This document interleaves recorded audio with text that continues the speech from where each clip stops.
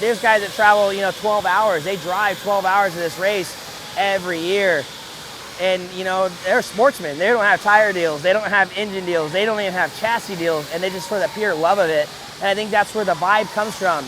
And I want to enjoy that fun with them. And it takes the seriousness out of it. I can't say that about a lot of other races, so.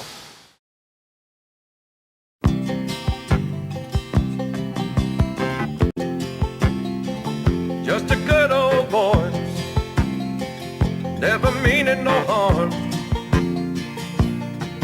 Beats all you never saw, been in trouble with the law since the day they was born. Straightening the curves,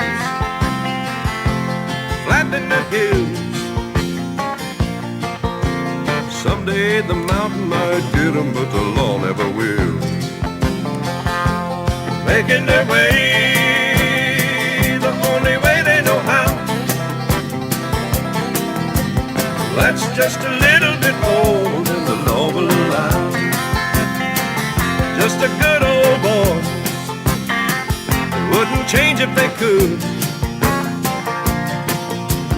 Fighting the system like a true modern day Robin Hood.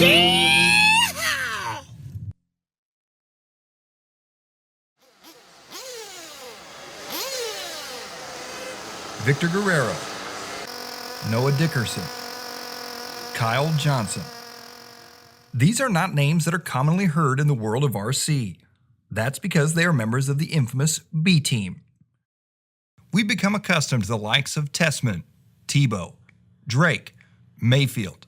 These are the elite, the best of the best, but they weren't always paid professionals. They all got their starts on amateur contracts. When I was little, yeah. Like when we first joined Hot Bodies, first joined Pro Line. Stop it! At 15 years old, Ty made his first Worlds appearance during the transition period between B and A Team driver. They're on their feet. They're doing the wave.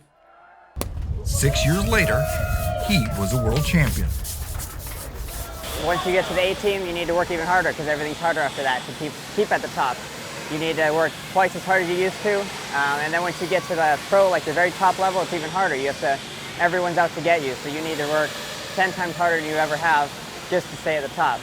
I spent all of my time at the track, just ran and ran and ran, and then whenever I was done running, I ran some more. So just practiced as much as I could and tried to get better, and yeah, it's just a bunch of wheel time. But what is a B Team driver anyway? B Team driver?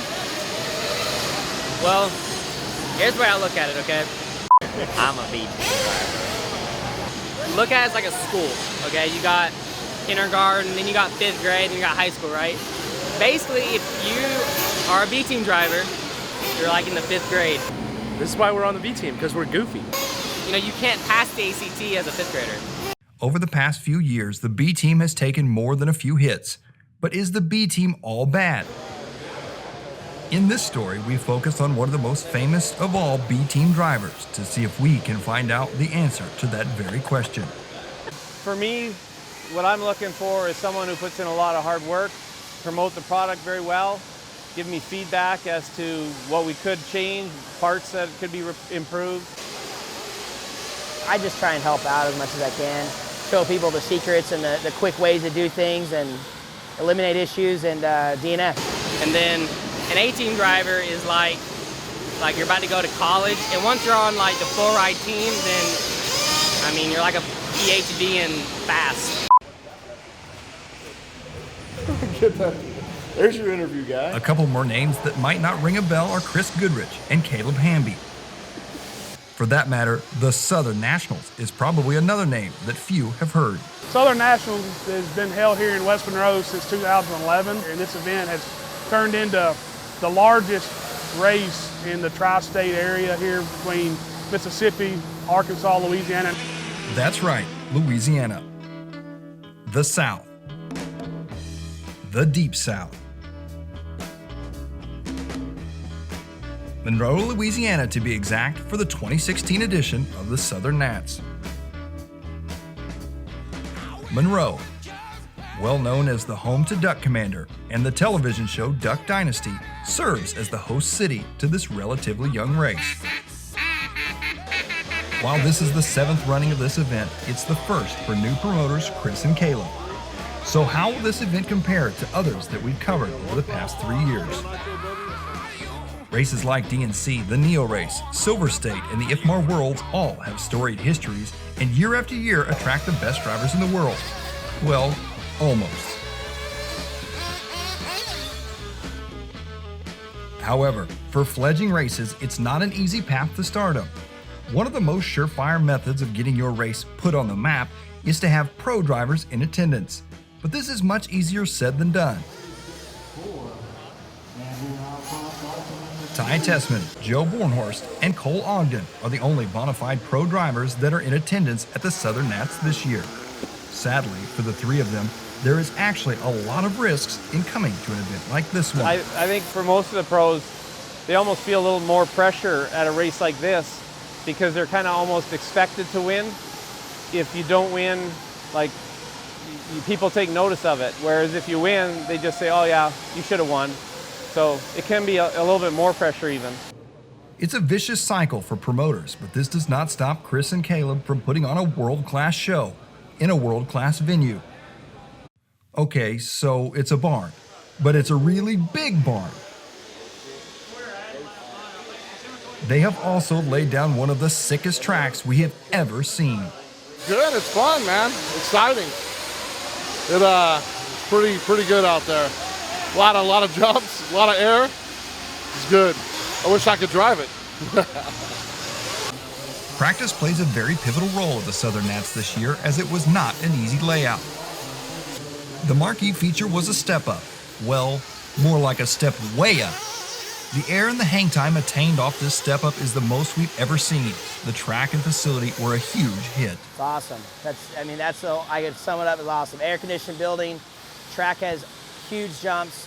It's so much fun out here. It's cool. It's such a cool facility. I mean, jumps are fun, track's huge. Having so much fun here. Chris, Caleb, and the TNT crew did a phenomenal job. I think people who don't come here are kind of missing out because it's pretty awesome. The Wild South. There we go, the Wild South. There was no seating practice at the Southern Nationals, so we really don't have a true gauge on who was fast. One thing is certain, a very different kind of battle was shaping up for this race.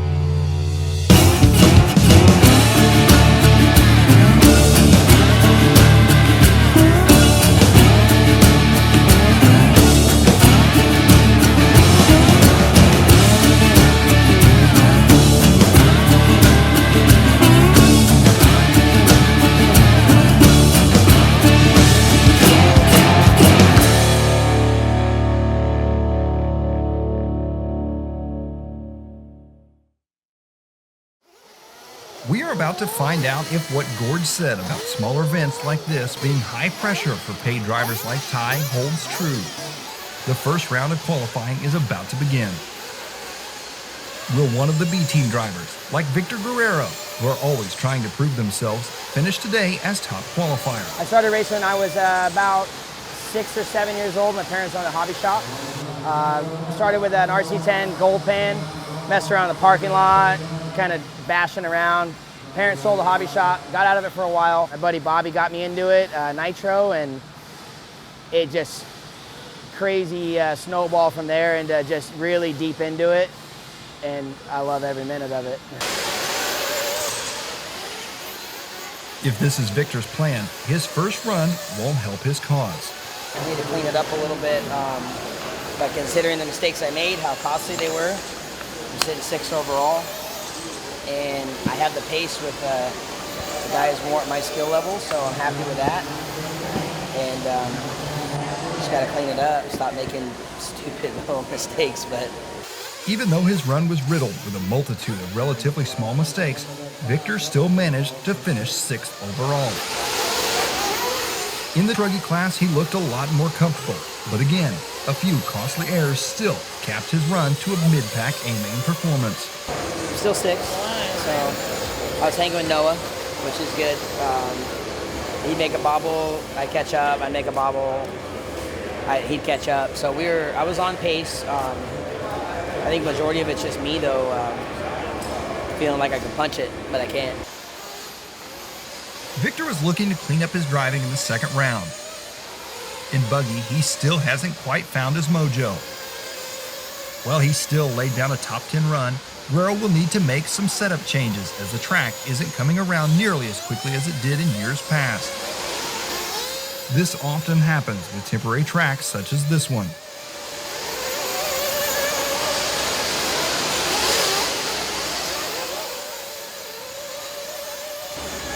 Honestly, I normally come to the races thinking that I'm gonna let the track come to me, but this track I don't think is going to come to me, so I have to go get it, basically. One of the constants that we have observed over the years is that top-level drivers are nearly always wrenching on their buggies. While we see some work being done by the B-teamers, it's nowhere near to the level of the pros. I think I noticed the B-team guys do a lot of wrenching too. I think though the difference might be is with us, it's kind of our job, so we kind of know what to change to get what we want, and I mean that's our job to be able to do that. Whereas a lot of times I think the B team guys are maybe still a little bit struggling. They don't have the years behind them, and that's why I think going to these small races is really good because you can help out, give them some advice, and point them in the right direction. And Guerrero finishes up round 2 with truggy. After wholesale changes, his truggy looked amazing on the track, but would his driving follow suit? All I can say is the hot body camp found some speed secrets.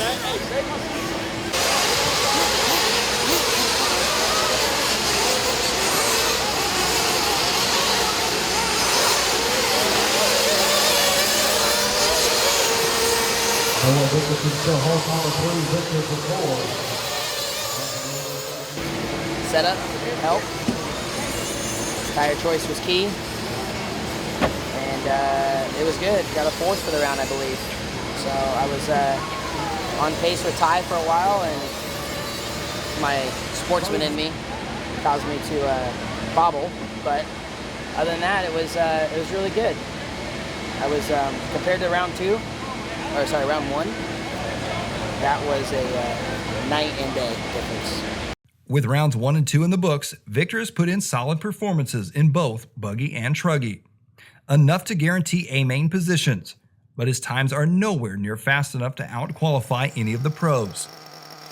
Will any of the other B-team drivers fare better? Texas native Noah Dickerson, a relative newcomer to the sport of RC racing, has progressed quite fast in his young 4-year racing career. This event will be a good test to see if he is ready to take his racing to the next level. No, I'm not going to win. I just want to get top 5. That's my goal. While top 5 is a realistic goal, it's a critical time for Noah. For most drivers in this industry, if you don't have a major win by 18, you may never make the jump to pro. His run starts out fast. He sits second overall early in the run, but this all changes with a huge mistake on the right side of the track. Not only would Noah struggle with this section for the rest of this first run, but for the entire weekend. Even with his difficulties on the right side, Noah is fast on the rest of the track and finishes 3rd overall. Great. Yeah, better than I thought it was going to be, actually. Now I just try to get top 3 in this, top 3 in that. Be the duo. That'd be great. Round 2 also goes very well for him. Like Victor, he does drop off slightly compared to round 1, but he still finishes in the top 5. However, track conditions are slowly starting to creep into this story. It was really bad, and now since they fixed everything, it's pretty smooth. But I'm sure it's gonna get all rough again. So we'll just have to change some stuff on the car and make it even better for the rough. Much like Gord Tessmann, Noah's dad Russell is very involved in his son's racing program. Yeah, that's a lot better, Noah. Yeah, berm and the big jump. I think he just needs to. I think he's going way too high up on the berm on the big jump. I think he just needs to take it a little bit tighter. We're watching Tessmann's run, and that's what he's doing. So I think that'll help. Even with some struggles, Noah, at this point, is the highest qualifying Joe. I could hit my marks a little bit better, so I'm going to practice that in the last one. So I'm already in the main, so I just got to go for it in the last one. With another fast run and a bit of luck, Noah might just out-qualify one or possibly even two of the pros.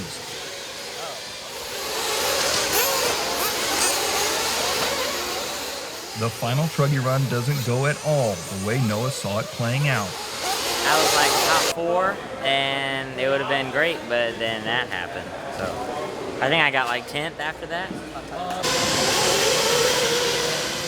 Kyle, recovering from an awful round 1, is slowly working his way into an A-main spot. Honestly, the car is great. The driver just needs to work on it. It's all, I think a lot of the time it's more of the driver than the car. So that's what you said last time. KJ needs to get it together. Kyle isn't the only one under pressure to perform in this final round of qualifying. My sportsman side came out again, watching the same hole over and over for about 4 laps until I realized you got to square up around the hole and stop hitting the same exact line. So, yeah, I learned. It took me a while. KJ puts in his best qualifying run of the weekend, 5th place. This puts him in the main along with Victor and Noah. Car felt great. Kia shift to Kia Ford is really good. Just need the driver needs to get it together. I came in thinking make the main, and then I really, like after round 1, I was like, okay, I know what I can do now. So I'm really happy with that. Car's great, tires work great, everything's good. Noah finishes qualifying as the top Joe in both nitro classes, but there is no Cinderella story to tell here just yet.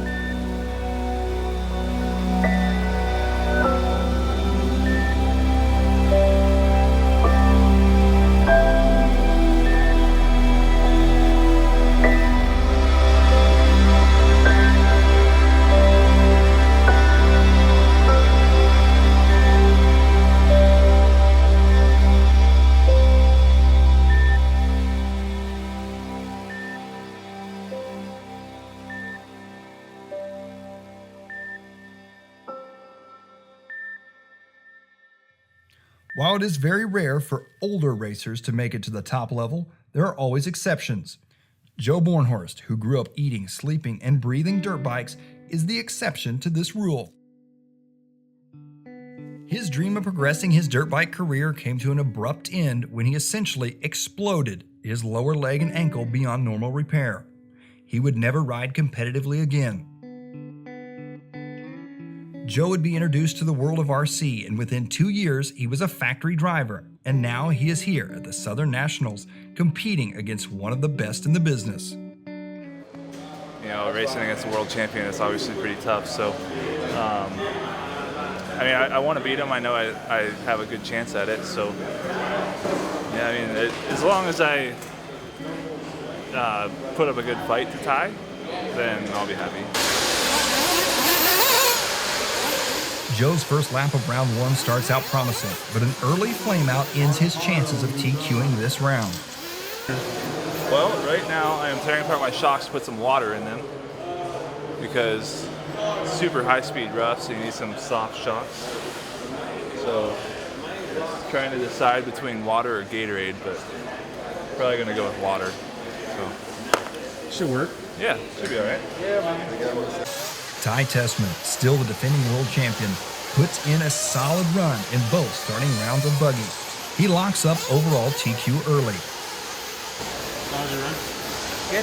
It started off like just kind of driving around, getting in a spot, and they said 45 seconds to go, and I didn't hear them say loop is live, so I'm just driving around kind of, and then I slowly figured out that it's been started, so then we just kind of drove around some more, didn't crash, make my way through traffic, and everything was good. We didn't make any mistakes.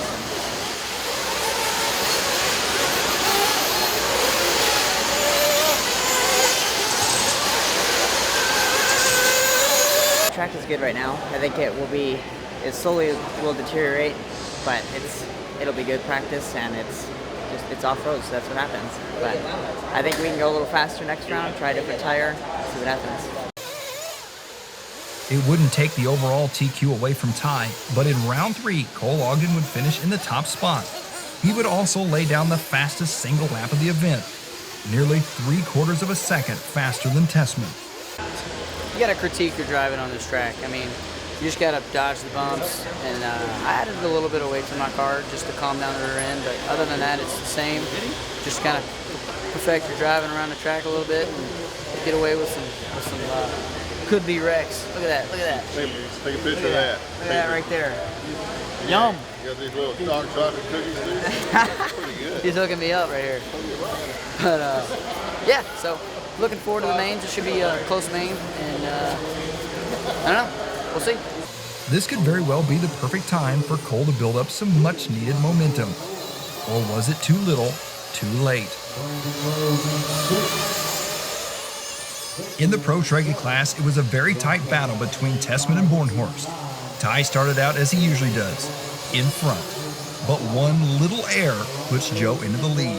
I thought I was on the track. It looked like it was going straight up, and then all of a sudden it goes to the landing and it disappears. And then I drove what I thought was the right direction, and I went way too fast and went right past the marshal, so I had to turn around again blind, and luckily it made it back again, but lost a lot of time.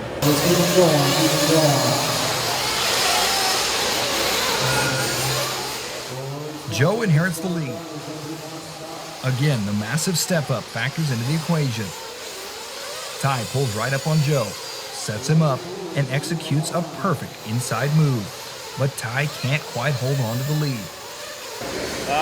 Yeah, it was good at the beginning, and then I had a little shock malfunction about halfway through, and I guess I lost all the oil in my right front shock, but it's truggy, so I just kind of kept on pinning it and going for it and came out in the win. Joe would battle hard in both rounds 2 and 3, but it wouldn't quite be enough. With this, Ty now would be the top qualifier in both Nitro classes. We've done this all year, me and Ty, and our truggies are always super close, so just going to be another one of those 45-minute mains. But yeah, we went fast that one. I went 10 laps, so, and there's been 3 total 10-lap runs today, and 2 of them just happened in that run. So I went fast. Ty went a little bit faster. Not surprisingly, this event saw all 3 pro drivers on top of each class they were entered in. Would this change tomorrow, putting them on the wrong side of the headlines?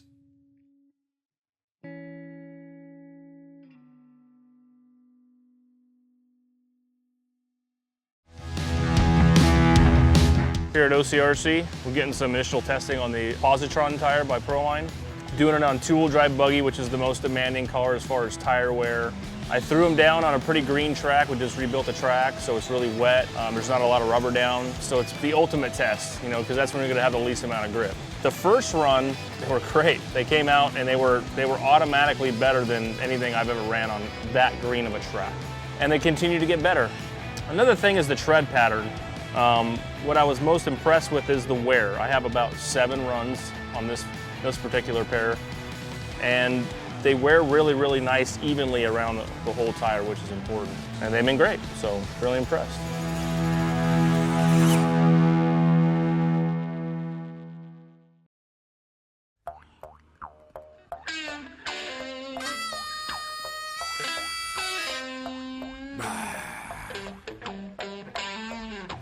Bottle caps dad flow.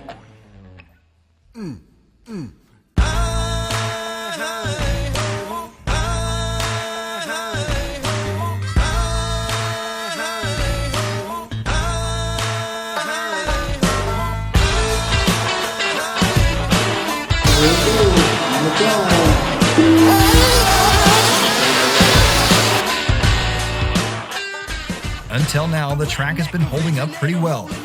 That was all about to change. The lower mains would bring on longer runs on a drier track that was now starting to show significant signs of what racers call character.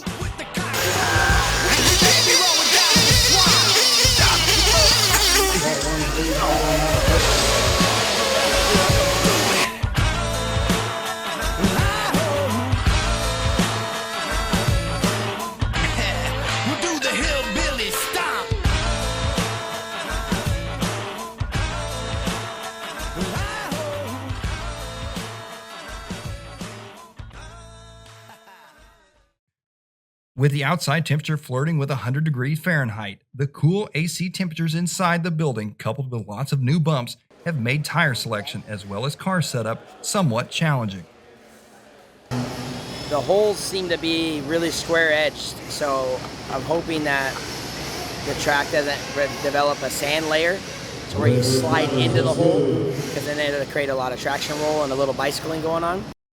To make it even more difficult, there will be no A-main warm-ups. The next time the top heat drivers hit the track will be their mains. Yeah, it's kind of unfortunate because the track is like completely different from yesterday, and without the A-main warm-up, we're kind of guessing as to what to do with the car, what tires to run. So we just have to wait and see. We'll run truck first, and we have some time, and then we can think about the car a little bit more. A little tire game. What are you going to go with? Well, if our race is in 2 hours, ask me here in about an hour and a half. I don't know yet. Oh, but they're good. Even during qualifying yesterday, the track conditions had the drivers wondering which tire compound and tread pattern would be best. How long is the main? 45, eh? I think regardless, we got to run a block 8. Now, on mains day, with the track conditions being a huge unknown, the advantage definitely goes to the pros with their years of experience. Do you have a set glued or no? He wants the easy road. That'd be pretty awesome. After a few hours of discussion, Victor has decided on his tires for the main and then takes a much-needed break from the world of RC. I'm hoping for Eli Manning to throw a touchdown pass to Larry Donnell, and then I'll get 6 points there, plus another 7 here, and it'll help my fantasy scores. They're in the red zone, so it could happen. Throughout the pits, drivers in the higher mains are all wrenching based off of changes they're seeing on the track and from advice they're receiving from the pros. This does beg the question, are the B-team drivers more receptive to advice than the A-team drivers? I wouldn't say that. It's just that when you're an A-team guy, you usually are set in your ways a little bit more. Your driving style is set, so a lot of times you can't share the same information because the driving style is so different. We all know that the pro drivers have very regimented long-run maintenance rituals. Are the B-team drivers the same? Chassis braces, clutch bell bearings, clutch. On days like this, my dad, he kind of goes through like clutches and everything. Nothing really crazy, just like checking out normal stuff. And I'll glue tires and stuff like that. And then after that, it's just a whole lot of sitting around. Motor screws, servo screws. I just check all the things that have gone wrong in the past and go from there. And glow plug. It's basically my, regardless how long the main is, that's what I check. The Truggy A main is run first. Victor's truck is ready to go. He will be starting from the 5th position. This is very respectable, given that the top 3 are paid drivers and do this as a day job. Victor does it for fun.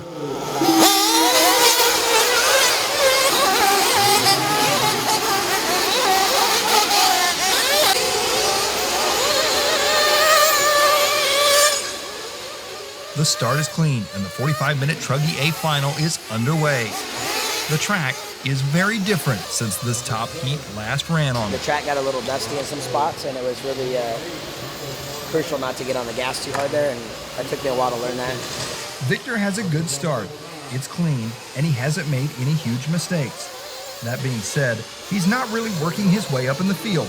He's hovering between 5th and 7th place. But the race is only 15 minutes old. There is a lot of time left for him to move up. Or to move down. Starting one spot ahead of Victor, Noah's also having a solid run.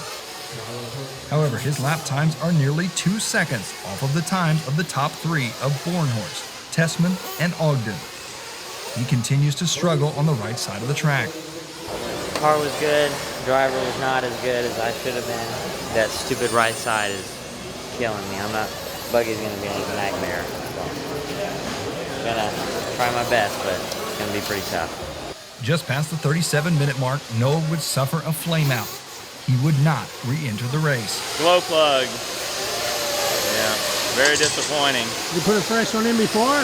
No, we hadn't changed it, so yeah. That was a bummer. Lesson learned about changing those glow plugs at the right time. So, but he did good. I know he's really disappointed, but he was battling Tyler Hooks for the 4th position.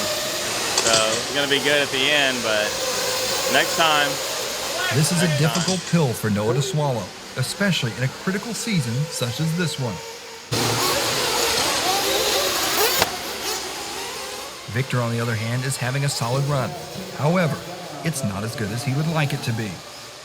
A few late race issues drop him 1 spot down from his starting position. He finishes in 6th place.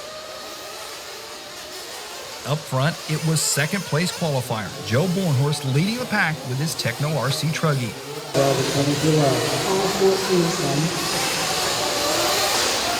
He looked strong and was maintaining a consistent gap to Tessmann. Sadly, this lead would not last.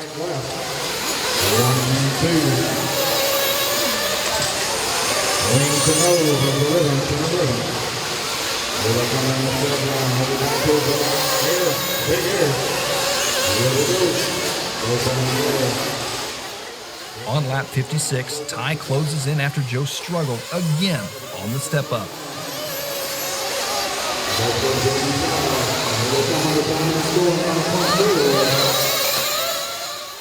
He makes the pass after Joe bobbles ever so slightly on the front straight. After a few sketchy moments, Ty settles down and stretches out his lead. It was pretty sketchy at the start, but its tires kind of wore down and it got feeling better, and I just caught my way back up, and it was a chaos-filled race, I think. While Ty didn't have the fastest single lap of the race, his consistency was unmatched. He would finish a lap up on the field, but would he be able to duplicate this feat in buggy? Or would someone else rival him? If so, who? Noah will be right there. I don't think he'll win it, but I think he'll run 2nd. Noah. I don't know. Me, if I was running it. Bornhorst. Between Kyle and, of course, Ty Tessmann coming off the world win, I know he's going to be a favorite. So, and then you've got Joe Bornhorst that's really, I guess the last 12 months to 18 months has been on a tear and really growing and kind of building his driving style. So I think between those 3 guys this year, you're going to have a good battle to watch. After the domination of the pros, the Joes approached the buggy main with mixed emotions. I would be ecstatic for this, the 6th position in buggy. Hopefully I can hold it together. But it's hard to be confident when your truggy can't even go over the jump, so buggy's probably going to be not much better.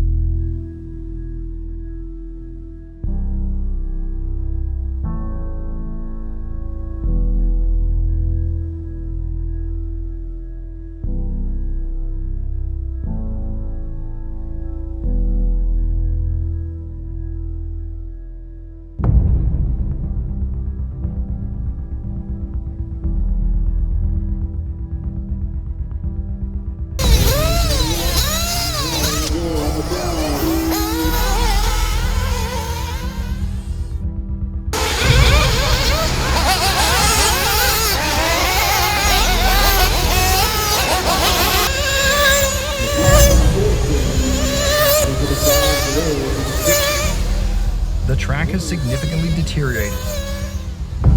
Victor is struggling to adapt to the changes the track has undergone.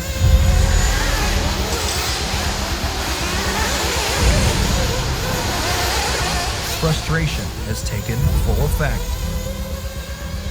Instead of battling for a podium spot, he is in the battle of his life for 10th place. I think our pit strategy is going to help out a little bit. Starting to make up some ground on KJ right now. Victor is not alone in his struggles. Kyle Johnson is not having the run he would like either. To make matters even worse, he is losing a tire. He is forced to change the tire during a pit stop, but he loses precious time and track position. He was at the fourth and lost some rubber there. So we fell back to ninth, worked his way back up to seventh or sixth right now, so not too bad after a tire change.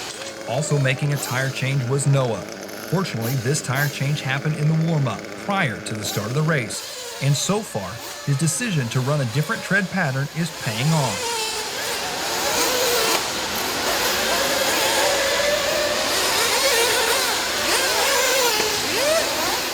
50 laps into the race and Noah is fighting for a podium spot.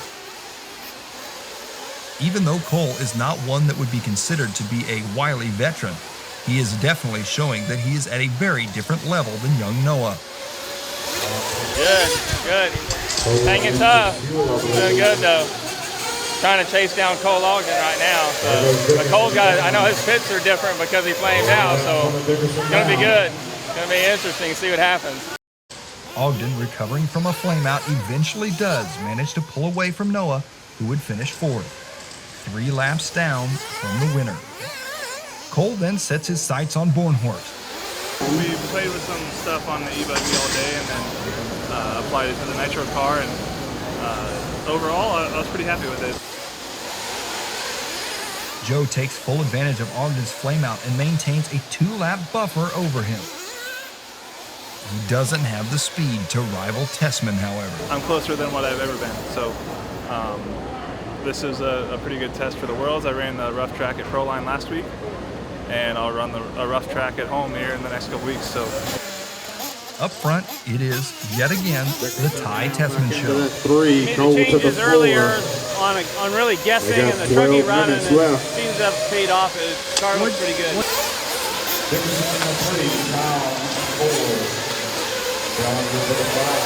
All right, guys. My car was really good. It was changed stuff after the last qualifier. Expected to try them in the warm-up, but we didn't get that, so everything worked out really well.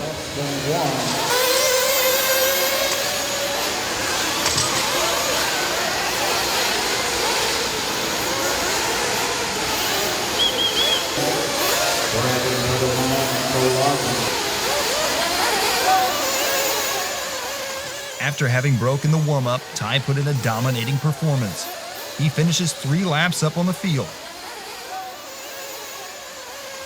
With the World Championships only 2 weeks away, this is the perfect time of the season for a confidence-building win. not exactly the happiest right now because I wanted that win and I hate losing to him, but he's the world champ for a reason, so I guess I gotta keep working harder and try to get there. Joe was disappointed, to say the least, and he wasn't the only one. Disappointing. Yeah. I drove good. I mean, made mistakes, but I set a pace in the beginning that was real easy to drive. Everyone was crashing around me, and I felt like it was good. And I guess I just didn't push hard enough. I'm not sure, but I finished. So it's always good. There's a lot of people that broke and flamed out and stuff, but I mean, of course I want to do better, but I guess qualify what I finished. I finished what I qualified, so just learn from it and be back next year. That's it.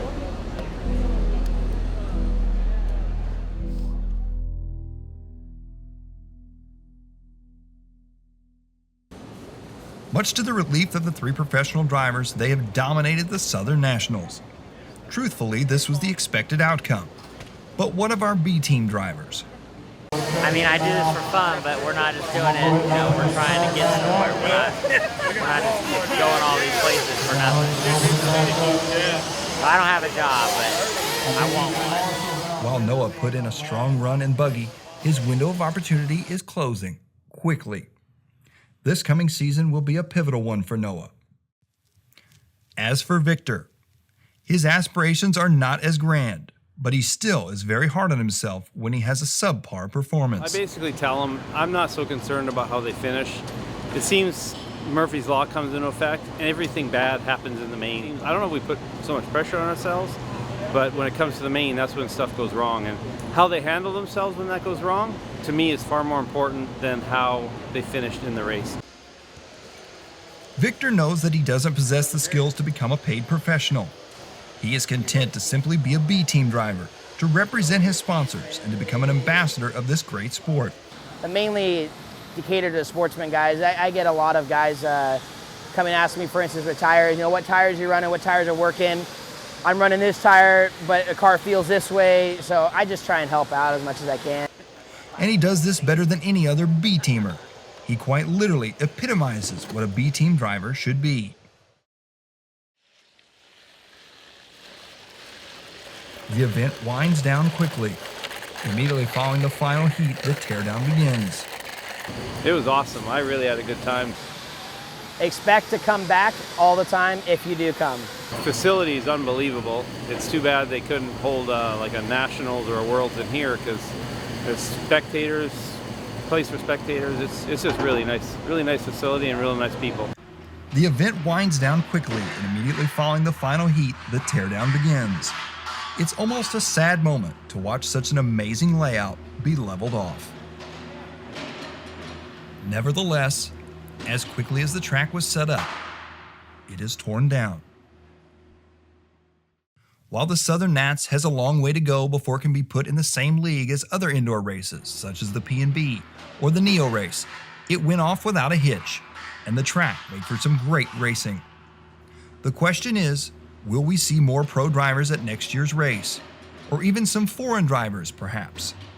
If so, it would not be a stretch to say that the Southern Nationals could very well turn into the U.S. version of the Neo race. For now, Cole, Joe, and Ty put this race behind them and focus on the biggest race of the year, the IFMAR Worlds.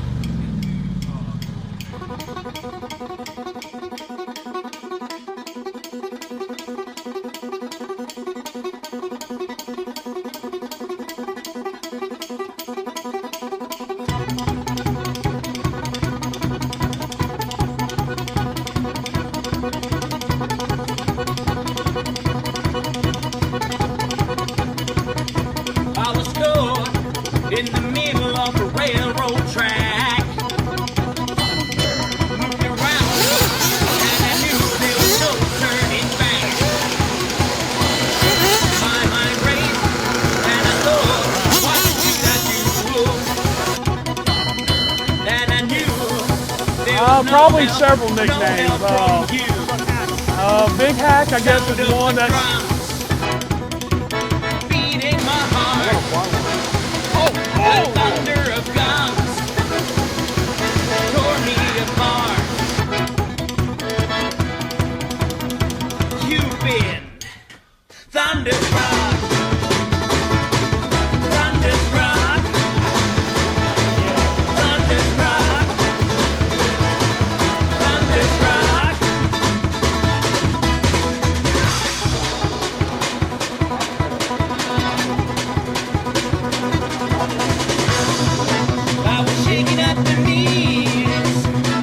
Almost everybody here has a nickname, and you normally do not get your nickname the way you want a nickname. So Goodrich is pretty quick to give guys nicknames, and a lot of them people don't really like.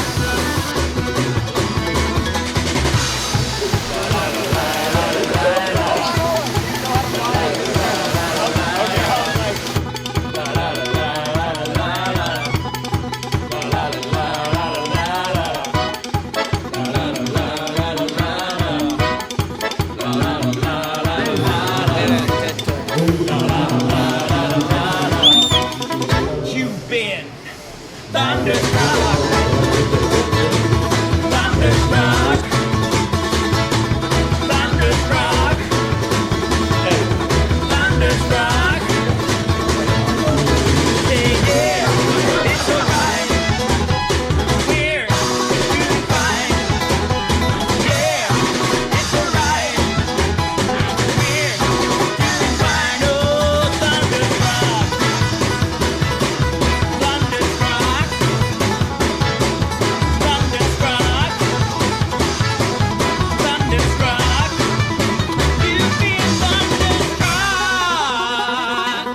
right, folks. Louisiana, the deep south. Welcome down here to Southern National. Yippee-ki-yay.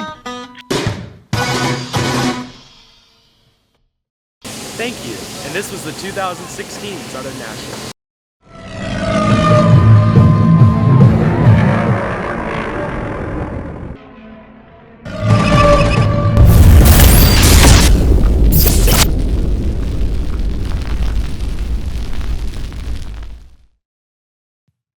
With outside temperature flirting with dadgum 200 degrees outside, that AC temperature inside, oh man, that felt good. I had sweat run down my butt crack. This southern Nest thing is right up my alley.